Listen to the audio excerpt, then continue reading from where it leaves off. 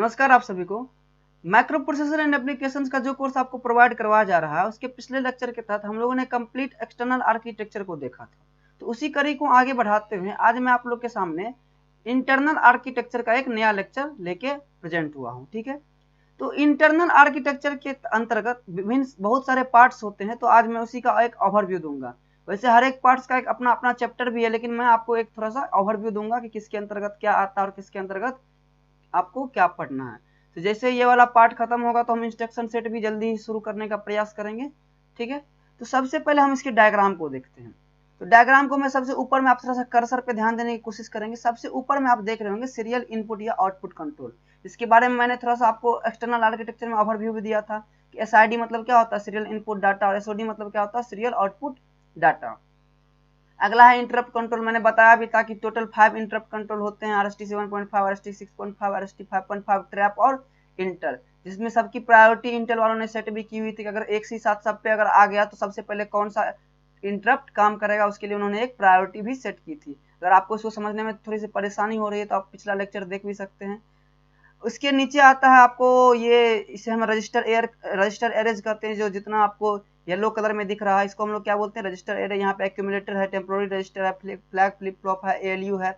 इस सेक्शन को हम लोग बोलते हैं कंट्रोल एंड टाइमिंग यूनिट बोलते हैं। यहाँ पे एड्रेस बफर है और डाटा बफर है। तो अब सबको हम लोग एक एक करके अलग अलग पढ़ते हैं।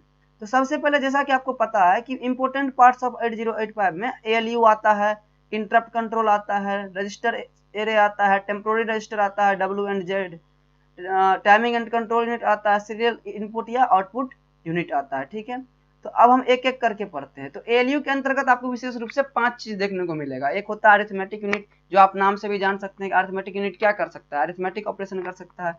जैसे कि क्या अरिथमेटिक ऑपरेशन में आप कह सकते हैं एडिशन हो गया, सब्ट्रैक्शन हो गया, मल्टीप्लिकेशन हो गया। अगला है लॉजिक यूनिट, जिसे आप लॉजिकल यूनिट भी कहते हैं, जैसे कि और का हो गया, एक्स और का हो गया। तो ये कौन परफॉर्म करता है, लॉजिकल यूनिट, जो कि एएलयू में मौजूद होता है। उसके बाद होता है एक्यूमुलेटर रजिस्टर, इसके बारे में मैं आपको आगे बताऊंगा, और टेम्पोररी रजिस्टर और फ्लैग रजिस्टर होता है। तो हम सब इस तीनों रजिस्टर को एक एक करके पढ़ेंगे। यहाँ पे दो इंपोर्टेंट टर्म आपको याद रखने हैं कि one of the operand will be accumulator, यानी जब आप कोई ऑपरेशन कर रहे हैं, ऑपरेशन किसे कहते हैं आपको पता होगा, जब थोड़ा सा सी लैंग्वेज का आइडिया होगा। तो ऑपरेटर और ऑपरेंड दो टर्म होते थे।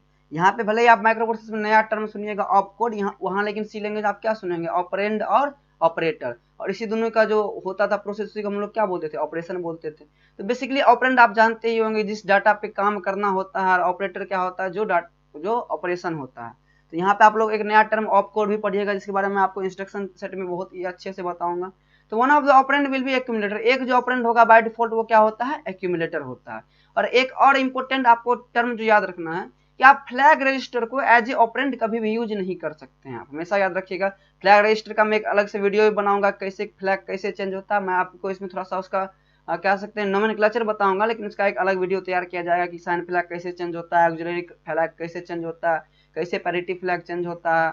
इस सब के बारे में मैं आपको एक अलग लेक्चर दूंगा, तो उसके लिए आपको परेशान होने की कोई जरूरत नहीं है। देखिए, एक्यूमुलेटर जो होता है वो असल में एक प्रोग्रामेबल रजिस्टर होता है 8 बिट का।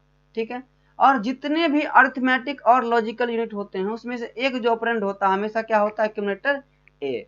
और जो रिजल्ट आएगा, जैसे कि मान चलिए 2 को आप ऐड कर रहे हैं, add B C, add C A, add A B, जो भी कर रहे हैं उसका जो रिजल्ट होगा किसमें स्टोर होगा, एक्यूमुलेटर ए में। तो इस सब के बारे में अपने को और आगे डिटेल में भी पढ़ना, लेकिन थोड़ा सा आइडिया लग लेना है, थोड़ा सा नाम आपको सुना हुआ होना चाहिए। अच्छा, मैंने एक्यूमुलेटर का नाम जानता हूँ, मैं तो पहले से जानता हूँ, इसलिए थोड़ा सा मैं आपको एक ओवरव्यू आप कह सकते हैं दे रहा हूँ। एक्यूमुलेटर के बाद आता है टेम्पोररी रजिस्टर, नाम से ही सुने होंगे ऐसा रजिस्टर जो कुछ ही क्षण के लिए हो। तो बेसिकली इसमें सबसे अच्छा जो पॉइंट आपको याद रखना है, सबसे अच्छा जो आपको इसमें पॉइंट रखना है, वो आपको ये पॉइंट रखना है कि टेम्पोररी रजिस्टर जो होता है वो यूजर के लिए नहीं होता है। ठीक है, टेम्पोररी रजिस्टर जो होता है वो किसके लिए नहीं होता है, यूजर के लिए नहीं होता है। ये जो माइक्रो प्रोसेस होता है उसको जब कभी होल्ड डाटा को होल्ड करना होता है तो वो क्या करता है, temporary register W and Z का यूज करता है। ये आपके यूज के लिए नहीं है। ठीक है, अगला है फ्लैग रजिस्टर। मैंने आपको पहले ही बताया था फ्लैग रजिस्टर का आप एज ए ऑपरेंड यूज नहीं कर सकते हैं।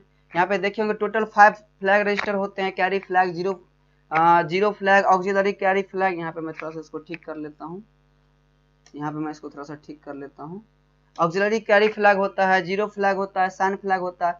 तो इसका एक विशेष लेक्चर आपको अलग से दिया जाएगा, इसमें बताया जाएगा कैरी फ्लैग कब चेंज होता है, जीरो फ्लैग कब चेंज होगा, ऑक्सिलरी। ये बेसिकली फ्लैग का स्टेटस शो करता है। यहाँ पे देखे भी होंगे D0 से लेकर D7 बिट होता है, तो इसमें जो खाली है उसे हम लोग डोंट केयर की तरह ट्रीट करते हैं। तो फ्लैग रजिस्टर का एक अलग से वीडियो तैयार किया जाएगा, मगर मैं इस लेक्चर में उसको ऐड कर देता तो ये लेक्चर बहुत ही ज़्यादा बड़ा हो जाता, थोड़ा सा डिफिकल्ट हो जाता आप लोग के लिए समझने में, इसलिए मैंने इसको शॉर्ट रखने के लिए सोचा कि फ्लैग रजिस्टर का एक अलग वीडियो आपको दे दूंगा। हाँ, फ्लैग रजिस्टर बहुत ज़्यादा इंपॉर्टेंट है, उसके क्वेश्चन भी आते हैं। जब आप कोई प्रोग्राम लिखिएगा तो उसमें आपको फ्लैग का स्टेटस पूछा जा सकता है कि कैरी फ्लैग उस टाइम क्या होगा, जीरो फ्लैग क्या हो सकता है, साइन फ्लैग के बारे में बताओ, तो इसके बारे में आपको पता होना चाहिए। ठीक है,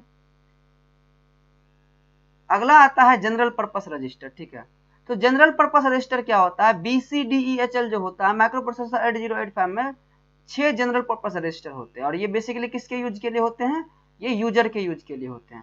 आपको इसमें सबसे इंपॉर्टेंट चीज जो ये याद रखना है इसमें आपको, कि ये कॉम्बिनेशन बनाते हैं। जैसे BC एक कॉम्बिनेशन मतलब कंबाइन होकर एक रजिस्टर पेयर बनता है, आपको पता है पेयर मतलब जोड़ा होता है, DE एक बनता है और HL एक बनता है।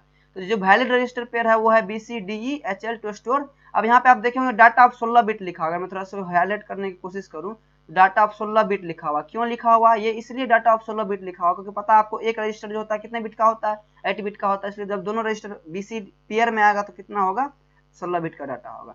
और इस जनरल पर्पस रजिस्टर में सबसे बेसिक चीज आपको याद रखना है कि HL रजिस्टर पेयर जो होता है वो पॉइंटर की तरह यूज होता है। और थोड़ा सा अगर C लैंग्वेज का आपको आइडिया होगा तो पॉइंटर क्या करता है, किसी और का एड्रेस को कॉन्टेंट करता है। जब मैं आपको प्रोग्राम लिखना सिखाऊंगा उस टाइम आपको बताऊंगा कि ये कैसे यूज होता है HL पेयर, तो उसके लिए आपको परेशान होने की बिल्कुल भी जरूरत नहीं है। जनरल पर्पस रजिस्टर आपने समझ लिया कि माइक्रो प्रोसेसर 8085 में 6 जनरल रजिस्टर पेयर होते हैं जो आपके यूजर के यूज के लिए होते हैं, BCDEHL, और सभी 6 रजिस्टर मिलकर 3 पेयर बनाते हैं, BCDEHL। और यही B, आप ये नहीं BD को आप एक पेयर नहीं बना सकते, BH को एक पेयर नहीं बना सकते, वो पहले से डिफाइन है कि BC एक पेयर बनेगा, DE एक पेयर बनेगा, HL एक पेयर बनेगा, और 16 बिट की डाटा को क्यों स्टोर किया जाएगा मैंने पहले ही बता दिया है।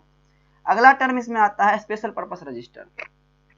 इसके अंतर्गत दो आते हैं, प्रोग्राम काउंटर, एक होता है स्टैक पॉइंटर। पॉइंटर के बारे में आपको बताने की कोई जरूरत नहीं है, स्टैक पॉइंटर के बारे में पहले से जानते हैं। क्या होता है, 16 बिट का रजिस्टर होता है जो मेमोरी पॉइंटर की तरह यूज होता है, यानी क्या होता है स्टैक पॉइंटर, वो दूसरे का एड्रेस को कॉन्टेंट करेगा। और ये प्रोग्राम काउंटर जो होता है वो क्या करता है, मेमोरी एड्रेस को होल्ड करके रखता है। मेमोरी एड्रेस को होल्ड करने का काम कौन करता है, प्रोग्राम काउंटर करता है। ये दोनों असल में 16 बिट के रजिस्टर होते ही हैं, बाय डिफॉल्ट ये 16 बिट के ही रजिस्टर होते हैं। ठीक है, पिछले में आपने देखा था स्पेशल पर्पस में हमने कंबाइन करके बनाया था, लेकिन इसमें क्या है ये पहले से ही 16 बिट के होते हैं। टाइमिंग एंड कंट्रोल यूनिट का एक अलग चैप्टर ही आता है, लेकिन थोड़ा सा अगर मैं बताना चाहूँ तो आपको पता होगा माइक्रो प्रोसेसर 8085 में इंटरनल और एक्सटर्नल सर्किट दोनों मिलकर काम करते हैं। जैसे कि RC का यूज होता है, LC का यूज होता है, तो कैसा क्रिस्टल फ्रीक्वेंसी वगैरह कैसे डिसाइड होता है उसके लिए टाइमिंग एंड कंट्रोल यूनिट आता है। मैंने पिछले एक्सटर्नल आर्किटेक्चर में बताया भी था कि X1 होता है, X2 होता है, क्यों हम लोग क्रिस्टल ऑक्सीलेटर यूज करते हैं, आपको बताया भी था कि इंटरनली डिवाइड होता है, तो उसके बारे में आपको अलग चैप्टर में बताया जाएगा, परेशान होने की बिल्कुल भी जरूरत नहीं है। अगला होता है interrupt control unit. Interrupt control unit के बारे में बताया भी था। इंटरप्ट मतलब क्या होता है, बीच में मान चलिए आपको लग रहा है कि कोई काम ज्यादा इंपॉर्टेंट हो गया, इस पे इंटरप्ट आता है।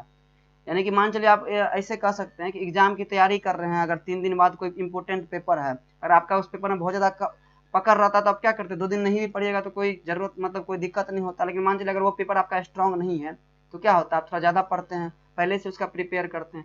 इंटरप्ट मतलब क्या है कि वहां पे एक आया कि देखिए ये काम थोड़ा सा ज्यादा इंपॉर्टेंट लग रहा है, और एक ही साथ मान चलिए अगर 3-4 जगह इंटरप्ट आ गया, तब क्या डिसाइड करेगा कौन सा काम ज्यादा जरूरी है। ठीक है, उसी को हम लोग क्या बोलते हैं, इंटरप्ट कंट्रोल यूनिट। तो उम्मीद करता हूं आज का ये लेक्चर आपको पसंद आया होगा। इसका मैं PDF जो होगा वो आपके डिस्क्रिप्शन के लिंक में डाल दूंगा। तो एक चीज मैं आप लोग से बातचीत करनी थी कि इंस्ट्रक्शन सेट पे मैं कभी काम कर रहा हूँ, मैं कोशिश कर रहा हूँ कितना है जितना से इजी और इजी वे में मैं आपको समझा सकूँ इंस्ट्रक्शन सेट, तो उसको मैं समझाने की कोशिश करूंगा। ठीक है, आप लोग अपना ख्याल रखिए।